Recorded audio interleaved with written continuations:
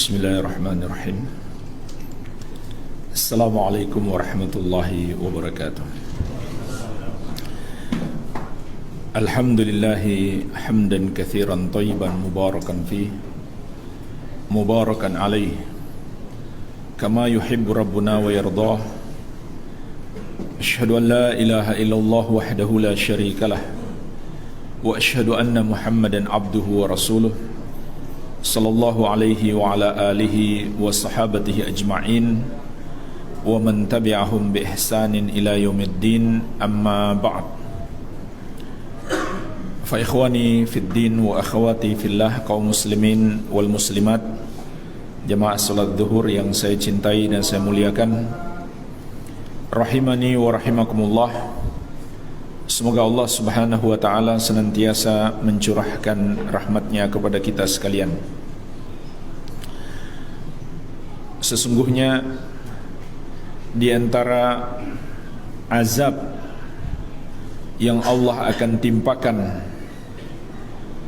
di hari kiamat kelak, di hari kebangkitan, adalah rasa haus. Ini belum di neraka, tapi masih di padang mahsyar.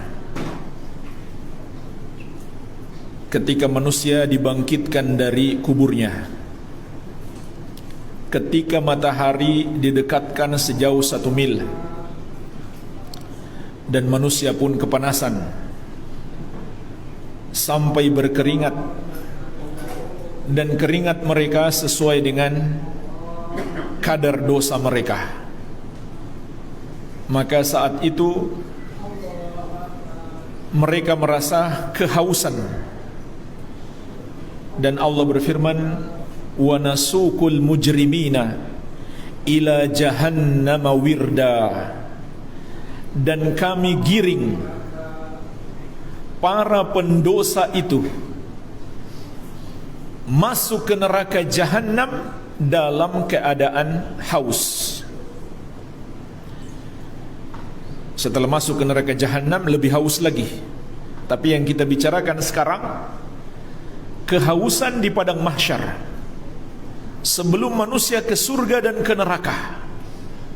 Maka di antara bentuk azab yang Allah timpakan di hari itu adalah rasa haus.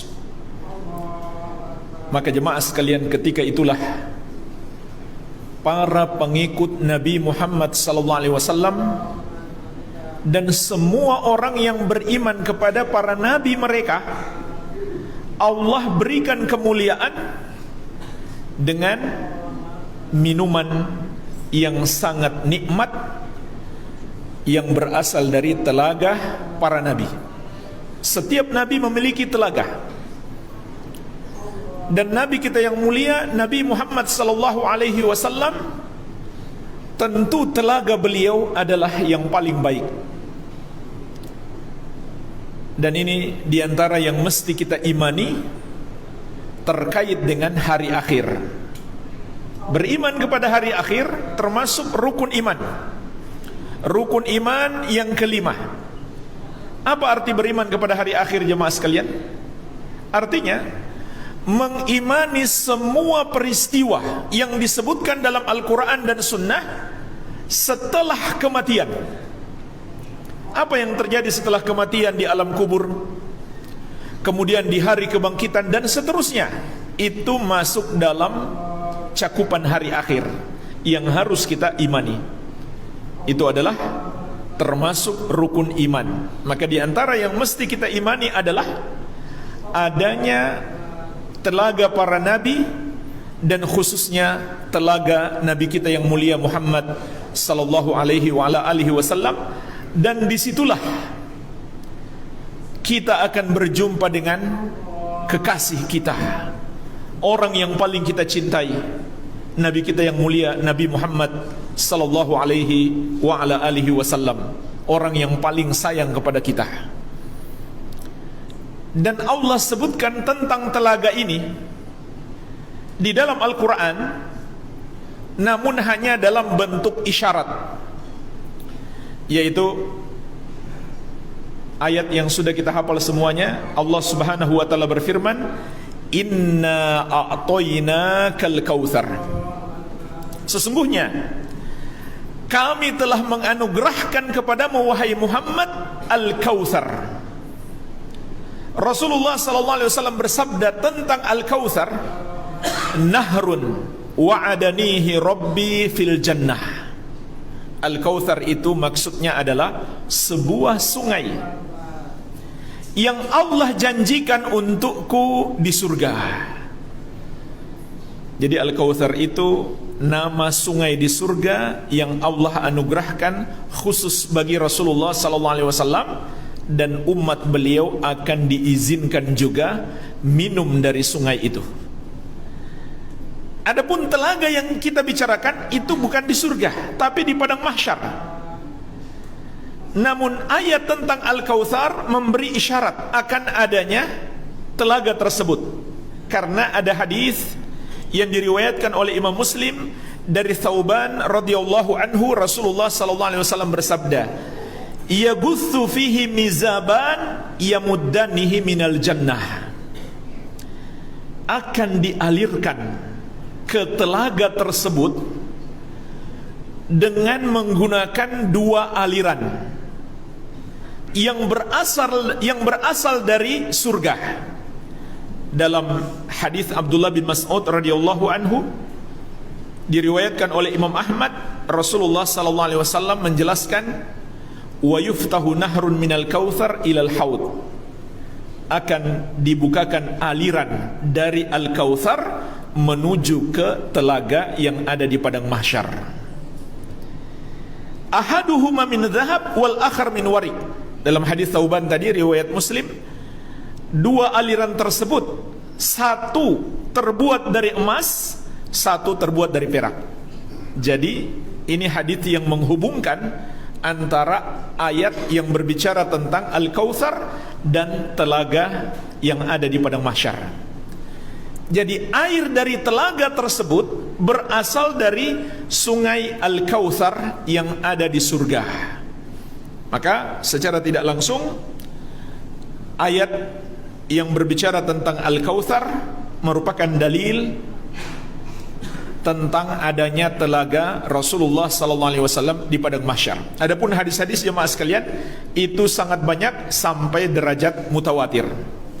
Sangat banyak hadis-hadis yang berbicara tentang telaga Rasulullah sallallahu alaihi wa ala alihi wasallam. Di antaranya beliau bersabda, "Ana faratukum 'alal haud." Dalam hadis yang diriwayatkan Al-Bukhari dan Muslim dari sahabat yang mulia Jundub radhiyallahu anhu, kata Nabi sallallahu alaihi wasallam, "Aku menunggu kalian di telaga." Jadi jemaah sekalian, inilah di antara perjumpaan kita dengan Rasulullah sallallahu alaihi wa ala alihi wasallam, yaitu di telaga beliau. Sampai-sampai kata sahabat yang mulia Anas bin Malik radhiyallahu anhu, "Laqad adraktu ajaiza bil Madinah ma yusallina salatan illa sa'alna Allah ta'ala an yuridahunna hauda Muhammadin sallallahu alaihi wa ala alihi wasallam." Kata Anas, "Sungguh aku telah menjumpai orang-orang di kota Madinah sampai nenek-neneknya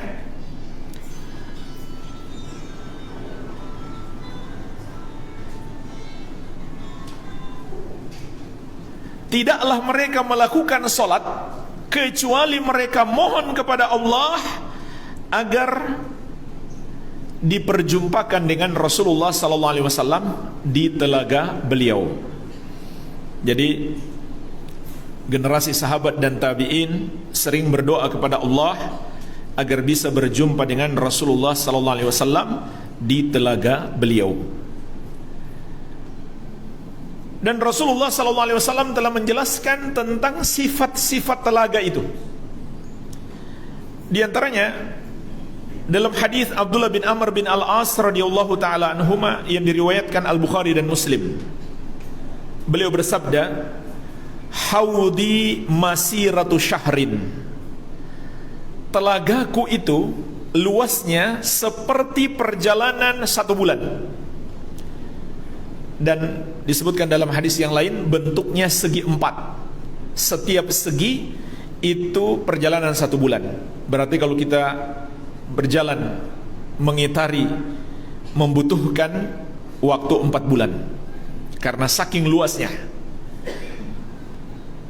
Ma'uhu abyad minal laban, airnya lebih putih daripada susu.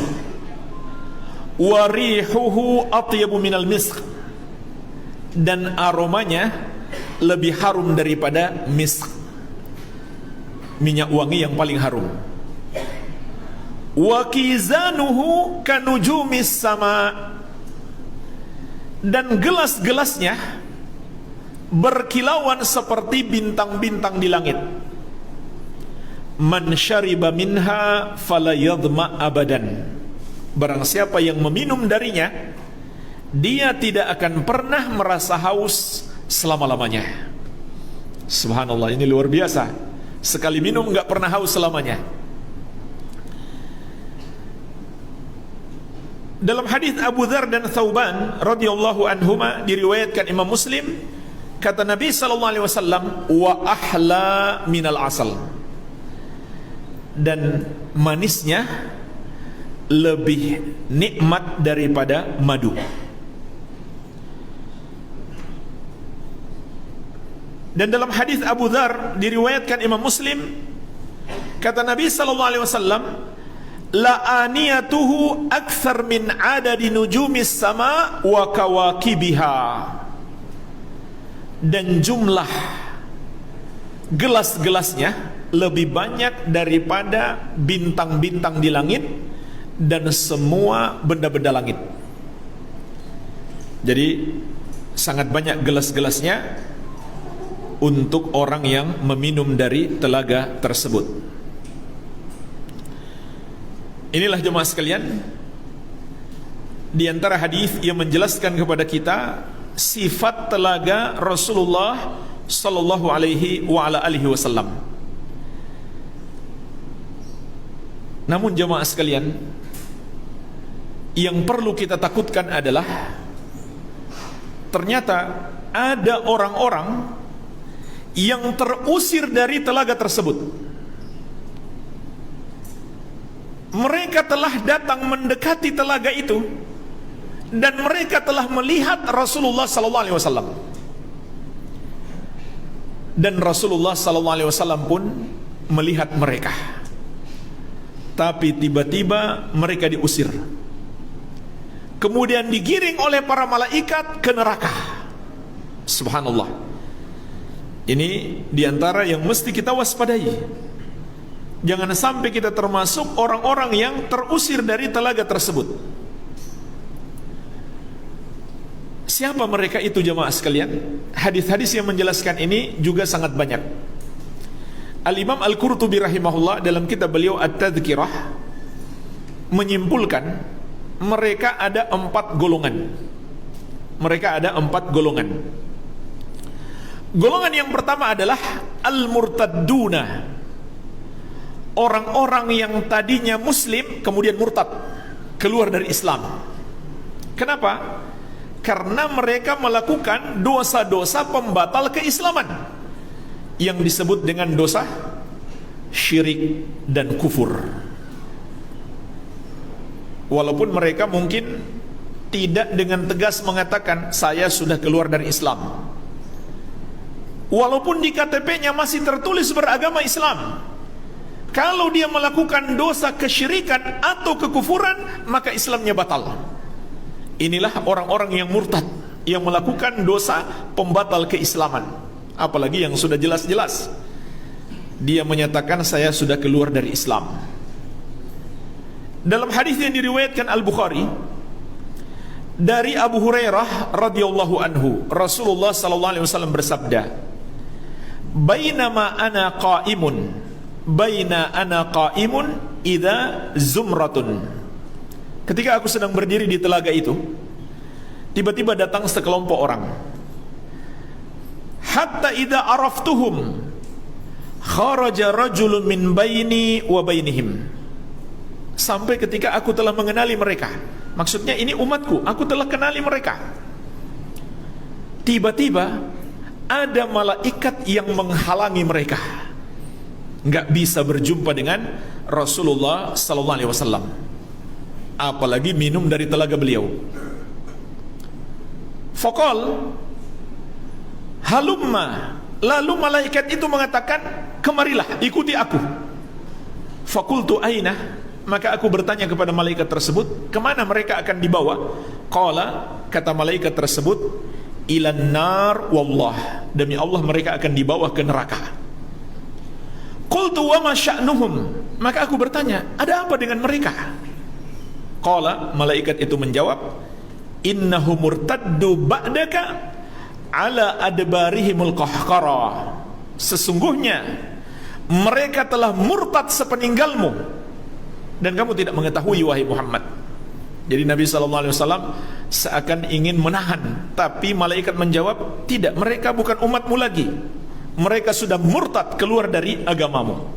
Inilah jamaah sekalian, golongan yang pertama, orang-orang yang murtad keluar dari Islam, tidak mungkin lagi bisa berjumpa dengan Rasulullah SAW atau mendatangi telaga beliau dan meminum darinya. Oleh karena itu, ini dosa yang paling berbahaya yang harus kita takutkan. Pertama, dosa syirik, menyembah kepada selain Allah, menuhankan selain Allah. Termasuk jemaah sekalian, mempercayai para dukun, percaya kepada jimat-jimat, percaya ada hari baik, hari buruk, percaya kepada angka-angka yang bisa mendatangkan kesialan atau sebaliknya mendatangkan keberuntungan, percaya kepada posisi rumah, kalau menghadap ke sini rizkinya lancar, menghadap ke situ rizkinya tidak lancar. Ini semuanya syirik, dan masih banyak lagi bentuk kesyirikan.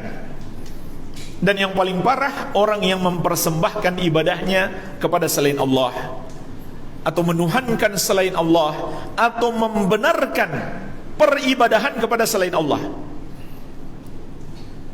Dan masih banyak lagi bentuk kesyirikan, mesti kita pelajari, kita kenali untuk kita jauhi. Yang kedua, kekufuran. Kekufuran lebih luas lagi. Setiap kesyirikan adalah kekufuran, tapi tidak setiap kekufuran itu kesyirikan, karena kesyirikan itu lebih luas. Orang yang menghina satu ajaran Islam, menghina solat misalkan, menghina puasa, menghina zakat, maka batal Islamnya. Orang yang menghina Allah, menghina Al-Quran, menghina satu ayat Allah, orang yang menghina Rasulullah SAW, menghina hadis beliau, melecehkannya, mencelanya, maka batal Islamnya.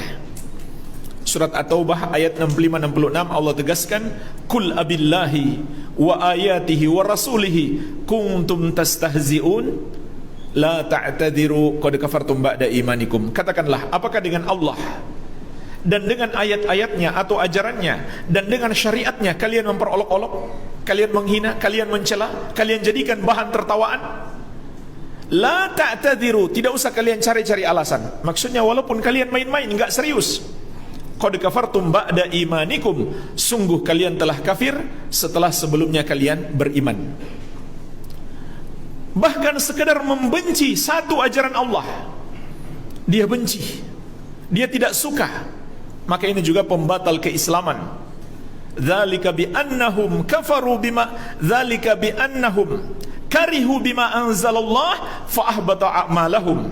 Surat Muhammad ayat ke-9, kata Allah, mereka menjadi kafir karena mereka membenci apa yang Allah turunkan, maka Allah hapuskan amalan mereka. Apa yang Allah turunkan jemaah sekalian? Seluruh ajaran yang ada dalam Al-Quran dan hadis Nabi SAW itu Allah turunkan. Siapa yang membenci salah satu darinya, kata Allah, mereka kafir. Dan akibat kekafiran itu terhapus semua amal mereka. Jadi nggak ada gunanya mereka sholat, puasa, zakat, haji, kalau melakukan satu dosa kekafiran atau kesyirikan. Contoh lain jemaah sekalian, kekafiran itu menolak satu ajaran syariat, satu saja. Misalkan dia mengatakan ajaran syariat ini sudah nggak cocok dengan zaman ini, sudah ketinggalan zaman, atau hanya cocok di Arab, nggak cocok di negeri saya, atau di masa depan nggak cocok lagi. Walaupun dia katakan sebenarnya ini bagus, cuma nggak cocok lagi, berarti dia menolak. Dan ini contoh orang sombong. Kenapa? Karena seakan dia merasa lebih berilmu daripada Allah, lebih mengetahui daripada Allah apa yang cocok untuk hamba-hambanya. Padahal Allah telah sempurnakan agama ini. Al-yawma akmaltu lakum dinakum. Pada hari ini telah kusempurnakan untukmu agamamu.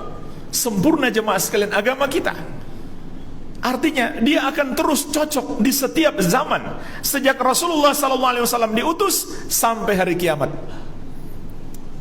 Kalau ada yang mengatakan kami Muslim, kami Islam, tapi kami Islam Nusantara, bukan Islam Arab.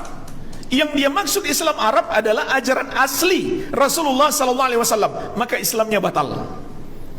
Allah Azza wa Jalla berfirman, "Fala wa rabbika la yu'minuna hatta yuhaqqimuka fima syajara bainahum, thumma la yajidu fi anfusihim harajan mimma qadaita wa yusallimu taslima." Sekali-kali tidak, demi Rabbmu wahai Muhammad, mereka tidak beriman sampai mereka menjadikan engkau pemutus perkara dalam semua urusan mereka, kemudian mereka tunduk sepenuhnya terhadap syariat yang engkau putuskan, yang engkau bawa, dan tidak ada dalam hati mereka keberatan sedikit pun. Mereka tunduk sepenuhnya. Ini sifat orang beriman. Kata Allah, kalau enggak begitu, dia bukan orang beriman. Kalau dalam hati kita ada keberatan, maksudnya penolakan terhadap salah satu ajaran syariat, kata Allah, tidak beriman itu namanya.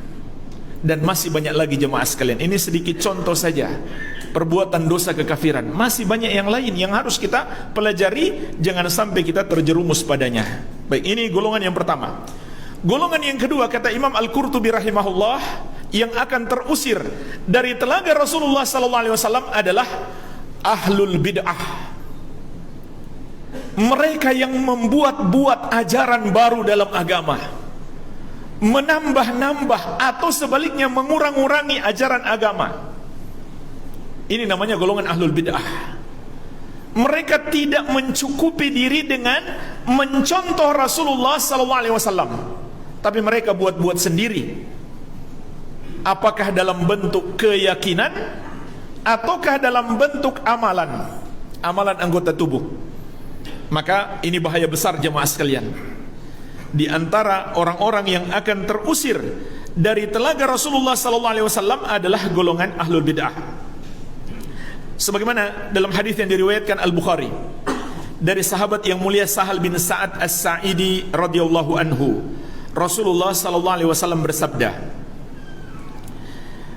"La yaridu alayya aqwamun a'rifuhum wa ya'rifuni."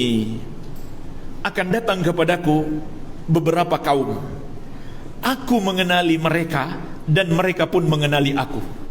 Jadi Nabi SAW dikasih tanda oleh Allah, ini umatmu, dan mereka pun mengenal Rasulullah SAW.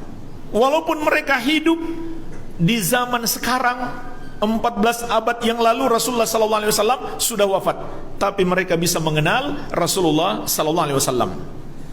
Thumma yuhalu baini wa bainahum. Kemudian tiba-tiba kata Nabi SAW, dihalangi antara aku dengan mereka. Mereka tidak bisa mendekat kepadaku, tidak bisa datang minum dari telagaku. Qala, lalu Nabi SAW bersabda, innahum minni, sesungguhnya mereka adalah umatku. Fayuqal, lalu dikatakan kepadaku, innaka la tadri ma baddalu ba'dak, sesungguhnya engkau wahai Muhammad tidak mengetahui apa yang mereka rubah-rubah pada agamamu sepeninggalmu. Mereka tambah-tambahi dan mereka kurang-kurangi. Lalu Nabi SAW bersabda, suhkan suhkan liman baddala ba'di. Celakalah, celakalah terhadap orang yang merubah-rubah agamaku sepeninggalku. Dalam riwayat yang lain, ma ahdatsu ba'dak. Engkau tidak tahu wahai Muhammad apa yang mereka buat-buat, sesuatu yang baru mereka tambahkan dalam ajaran agamamu sepeninggalmu. Jadi jemaah sekalian, hadis yang mulia ini menunjukkan kepada kita bahaya berbuat bid'ah di dalam agama. Di antara yang akan terjadi pada golongan yang berbuat bid'ah itu, mereka diusir dari telaga Rasulullah SAW, tidak bisa berjumpa dengan beliau, tidak bisa minum dari telaga beliau sallallahu alaihi wasallam. Dan amal-amal yang mereka lakukan itu tertolak karena Nabi SAW menegaskan, man amila amalan laisa alaihi amruna fahuwa raddun. Barang siapa mengerjakan satu amalan tidak ada padanya petunjuk dari kami, maka amalan tersebut tertolak. Kemudian Imam Al-Qurtubi rahimahullah menjelaskan ada 3 golongan ahlul bid'ah yang paling parah. Ada 3 golongan ahlul bid'ah yang paling parah. Yang pertama, golongan khawarij, kata beliau. Golongan khawarij, yaitu orang-orang yang mengkafirkan pelaku dosa besar dan menghalalkan darah kaum muslimin dan memberontak kepada pemerintah muslim yang zalim. Ini kaum khawarij. Yang kedua, golongan syiah. Dan ini yang paling parah dari semua golongan ahlul bid'ah. Golongan syiah. Kalau hari ini sekarang pusatnya di Iran, sebagai ajaran resmi Iran itu adalah syiah. Mereka sampai menuhankan Ali bin Abi Thalib radhiyallahu anhu dan anak keturunan beliau, Al-Husain dan seterusnya. Jadi mereka sampai menuhankan selain Allah, yang sebenarnya mereka lebih pantas disebut di golongan yang pertama, golongan yang murtad. Karena sudah sampai menuhankan manusia, Ali bin Abi Thalib, Al-Husain. Kalau antum mungkin pernah haji atau umrah dan kebetulan berpapasan dengan jamaah haji dari Iran, talbiyah mereka beda. Bukan labbaik Allahumma labbaik, tapi labbaika ya Husain. Dan biasanya suka berisik. Biasanya yang paling berisik dari Iran, yang kedua Turki, yang ketiga Indonesia.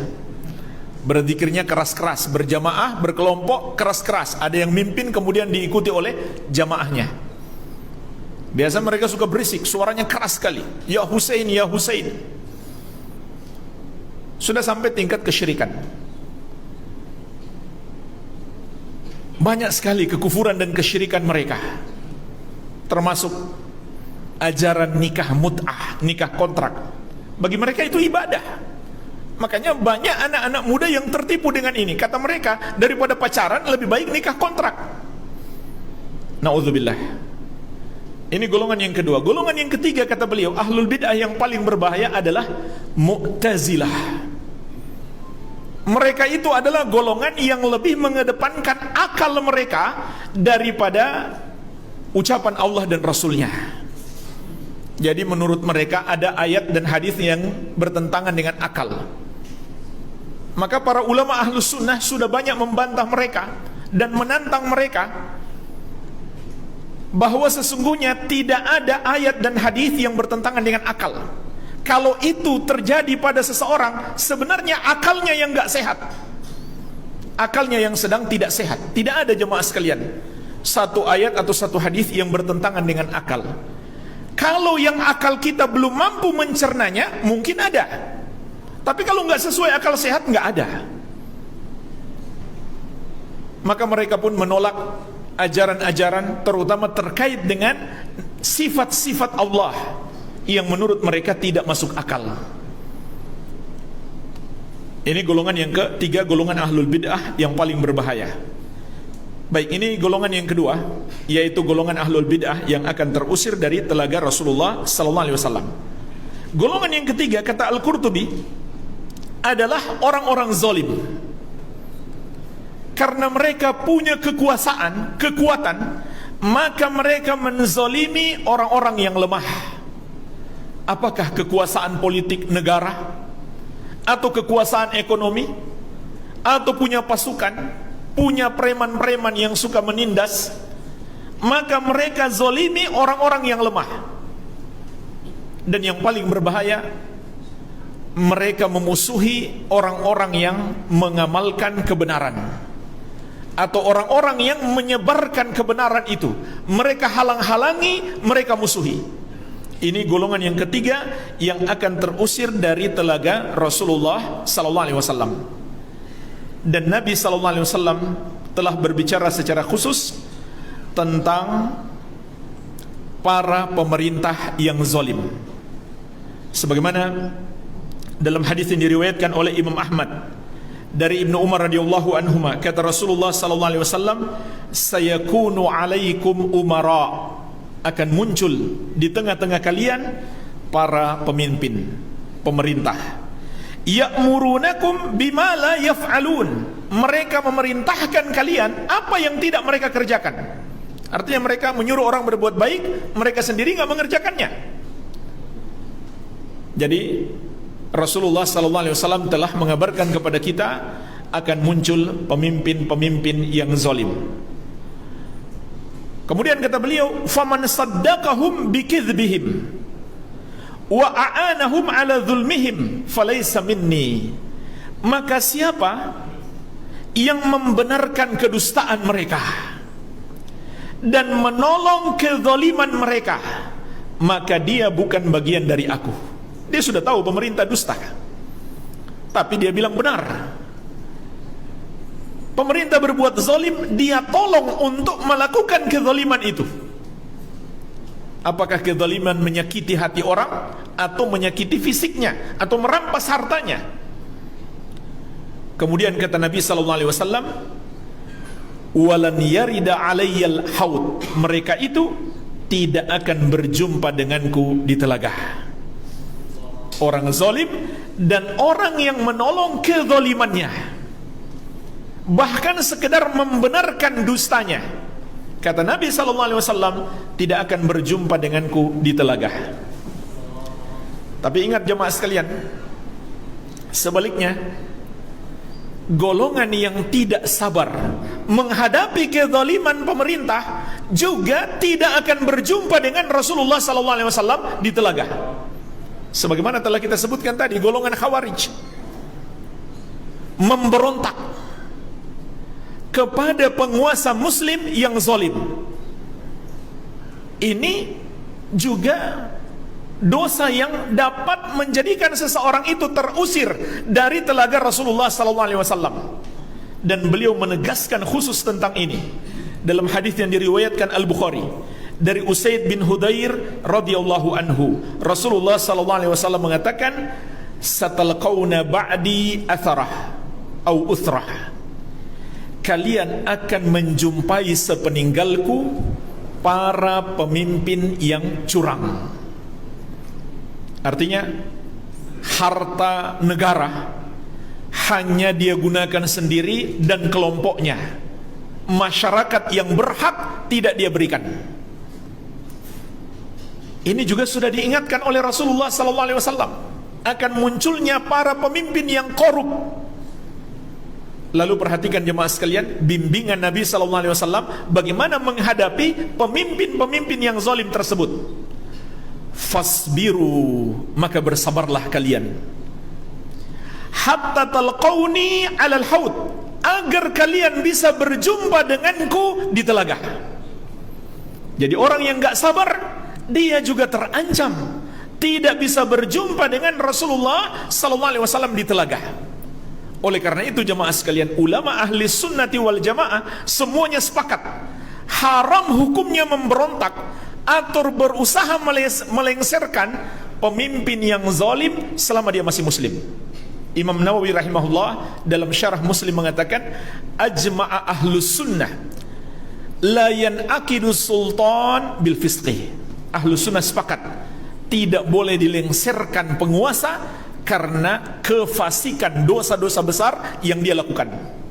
Artinya Islamnya belum batal karena dosa-dosa besar tidak sampai tingkat kesyirikan dan kekafiran. Kesyirikan dan kekafiran itu bukan dosa besar lagi, tapi dosa terbesar. Jadi sepakat ulama ahli sunnah, walaupun dia zalim, walaupun dia korup, selama dia masih muslim, haram dilengsarkan. Kenapa jamaah sekalian? Apakah Islam membolehkan pemimpin yang zalim? Tentu tidak. Makanya ada ancaman keras kepada pemimpin yang zalim dan orang yang menolongnya. Lalu kenapa dilarang kita melengsarkan penguasa yang zalim? Inilah keindahan ajaran Islam, memandang jauh ke depan. Karena jangan sampai ketika kita berusaha melengsarkan pemimpin yang zalim itu malah menimbulkan mudarat yang lebih besar. Jadi ini kaidah penting. Kalau kita mau merubah sebuah kemungkaran, tapi akibatnya muncul kemungkaran yang lebih besar, maka haram kita merubah kemungkaran itu. Lebih baik kita biarkan. Kalau kita lihat ada orang berbuat dosa, jika kita tegur, malah akan memunculkan mudarat yang lebih besar. Haram kita menegur dia. Ini kaidah penting. Jangan bermodal semangat saja. Contoh jemaah sekalian, mudarat apa kalau kita berusaha melengsarkan penguasa yang zalim? Hilangnya satu nyawa seorang muslim, itu mudaratnya sangat besar. Bagaimana lagi kalau hilang 6 nyawa? Bagaimana lagi kalau hilang ratusan nyawa? Satu nyawa saja, kata Rasulullah SAW, la zawalud dunya ahwanu 'ala Allah min qatli rajulin muslim. Hilangnya dunia ini lebih ringan di sisi Allah daripada terbunuhnya seorang muslim. Dan ini pasti terjadi, atau umumnya terjadi seperti itu. Kalau ada pihak yang berusaha melengsarkan penguasa yang zalim, akan terjadi perang saudara. Apakah perang antar masyarakat yang mendukung dan yang memusuhi pemerintah, ataukah masyarakat dengan aparat? Apalagi kita di negeri muslim, aparat kita juga muslim. Kalau terbunuh, apakah masyarakat muslim atau aparat muslim? Maka itu mudarat yang jauh lebih besar daripada adanya penguasa yang zalim. Ini mesti difikirkan jemaah sekalian.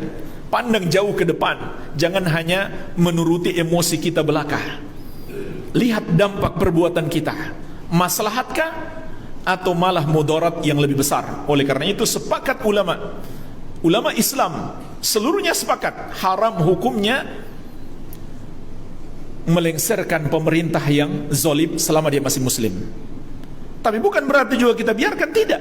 Berikan nasihat, namun dengan cara yang benar, bukan dengan cara pemberontakan. Dan pemberontakan itu ada dua: pemberontakan dengan senjata dan pemberontakan dengan kata-kata.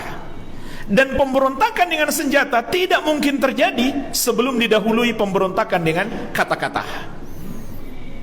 Baik, ini golongan yang ketiga, orang-orang yang zalim. Kemudian yang keempat, kata Az-Zahabi rahimahullah, ini yang terakhir, golongan yang keempat yang akan terusir dari telaga Rasulullah SAW adalah al-mu'linuna bil kabair al-mustakhfuna bil ma'asi.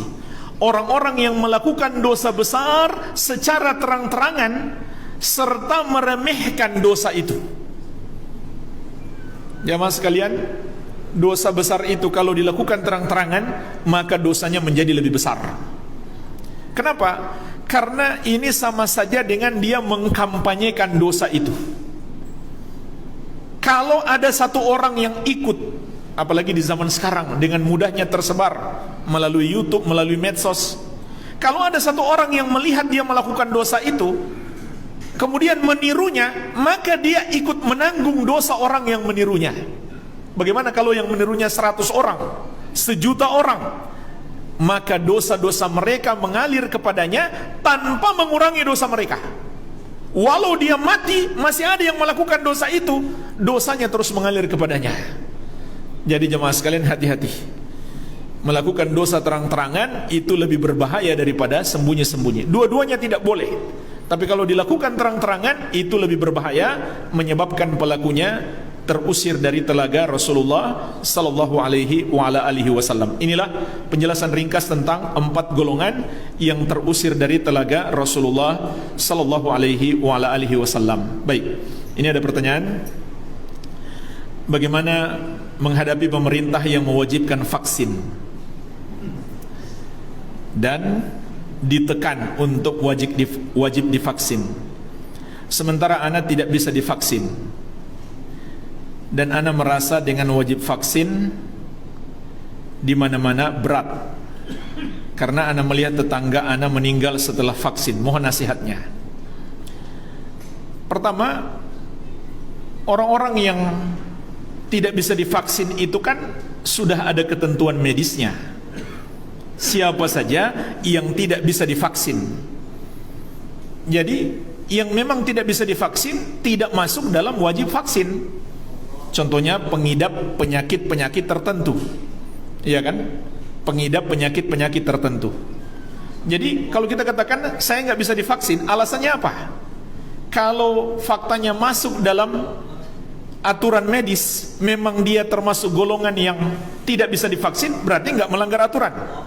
Tapi kalau cuma karena takut jarum, ya ini mesti diatasi rasa takutnya. Mesti diatasi rasa takutnya. Tutup mata saja, nggak usah dilihat. Baik, yang kedua jemaah sekalian, tentang vaksin ini, ahli medis mayoritasnya merekomendasikan, menganjurkan masyarakat untuk vaksin. Yang kedua, fatwa ulama di seluruh dunia. Kita kalau berurusan dengan agama, kalau bukan ulama yang mau kita dengar, siapa lagi? Ini ulama di seluruh dunia, bukan sebagian ulama saja. Ulama-ulama besar di Mekah dan Madinah, majelis ulama kita di Indonesia, dan seluruh ulama di seluruh dunia berfatwa menganjurkan masyarakat untuk vaksin. Bahkan sebagian ulama mengatakan wajib. Kenapa? Karena Allah memerintahkan untuk menjaga diri kita, jangan menjerumuskan diri kita dalam kebinasaan. Wala tulqu biaidikum ila tahlukah. Ini penjelasan Asy-Syaikh Al-Allamah Dr. Shalih Al-Utsaimin hafizahullah taala, salah seorang ulama besar di masa ini. Beliau mengatakan wajib vaksin menurut syariat, berdasarkan kaidah-kaidah syariat. Syariat menyuruh kita menjaga diri kita jangan sampai terjerumus dalam kebinasaan. Begitu pula jangan sampai menjerumuskan orang lain. Kalau kita terkena virus ini gara-gara nggak divaksin, lalu dengan sebab itu kita menularkan kepada orang lain, itu dosa besar jemaah sekalian. Dan bisa jadi naudzubillah, kita nanti dihisap oleh Allah di hari kiamat kelak sebagai orang yang melakukan dosa membunuh, menghilangkan nyawa. Ini mesti kita takutkan. Jadi ini fatwa ulama di seluruh negeri. Mungkin ada 1-2 ulama yang tidak sampai mewajibkan, tapi ini umumnya mayoritas ulama di seluruh negeri. Kemudian yang ketiga, pemerintah. Dan ini bukan pemerintah satu negara saja, pemerintah di seluruh negeri juga mengharuskan masyarakatnya untuk vaksin. Mungkin kalau pemerintah satu saja kita bisa curiga, jangan-jangan ini bisnis. Tapi ini pemerintah di seluruh negeri, termasuk Arab Saudi. Kita nggak bisa pergi haji dan umroh tanpa vaksin. Dan ini diantara kerugian besar. Kita mau haji, kita mau umroh nggak bisa kalau nggak ada vaksin, nggak ada bukti kita sudah pernah divaksin. Jadi mudaratnya besar sekali. Kalau mudaratnya nggak bisa haji dan umroh, itu sudah besar sekali. Apalagi kalau bisa menghilangkan nyawa orang atau menghilangkan nyawa kita sendiri. Jadi ini hukumnya wajib menurut syariat. Dan ketahuilah jemaah sekalian, dalam syariat pemerintah kalau menyuruh kita melakukan sesuatu, mengeluarkan aturan walaupun syariat tidak mewajibkannya, maka dia menjadi wajib. Karena Allah berfirman, Atiullah wa atiur rasul wa ulil amri minkum. Taatlah kalian kepada Allah dan taatlah kepada Rasul dan ulil amri kalian, pemimpin kalian. Artinya selama aturan itu tidak bertentangan dengan syariat, wajib untuk taat. Jadi mesti kita vaksin, wajib kita vaksin, kecuali memang ada pengecualian medis sehingga kita nggak bisa divaksin, tinggal kita minta keterangan, surat keterangan dokter saja. Kalau kita nggak bisa terbang karena belum divaksin, mungkin kita hanya perlu keterangan dokter bahwasanya kita termasuk orang yang tidak bisa divaksin karena penyakit tertentu. Ya, barangkali demikian. Wallahu alam. Masih ada waktu?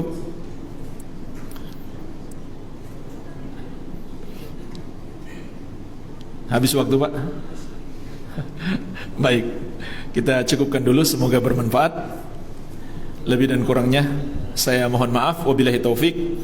Subhanakallahumma bihamdik, asyhadu an la ilaha illa anta, astaghfiruka wa atubu ilaik. Wa sallallahu ala nabiyyina Muhammadin wa alihi wasallam. Akhiru da'wana anil hamdulillahi rabbil alamin. Wassalamualaikum warahmatullahi wabarakatuh.